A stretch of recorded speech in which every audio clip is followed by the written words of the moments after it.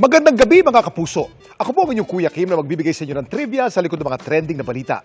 Hindi namin kayo inuunggoy o niloloko sa balitang ito. Pero sa New York City sa Amerika, may isang pirasong saging na nabenta sa halagang mahigit 360 million pesos. Magkanong saging sa inyo ngayon? 20 kada piraso? Halos 100 pesos ba kada kilo? Here it is, in all its splendor. Wala yan sa saging na ito na naka-duct tape sa isang puting pader. Nabenta lang naman kasi ito sa halagang 6.2 million US dollars o mahigit 365 million pesos. I repeat, mahigit 300 milyong piso para sa isang saging.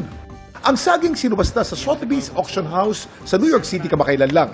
Sino naman kaya ang handang gumastos ng daang-daang milyon para sa prutas? Likhang sining na ito. We're going to begin $100,000 at $800,000. Ang nag-viral na saging likha ng Italian artist na si Maurizio Cattelan, tinawag niya itong comedian.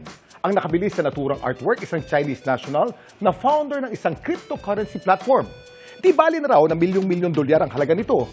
Naniniwala naman siya na ang nabiling likhang sining ay nagre-represent ng isang cultural phenomenon at magiging bahagi ito ng kasaysayan. Samantala, para malaman ang trivia sa likod ng viral na balita, i-post o i-comment lang, #Kuya Kim, ano na? Laging tandaan, kimportante ang may alam. Ako po si Kuya Kim at sagot ko kayo 24 oras.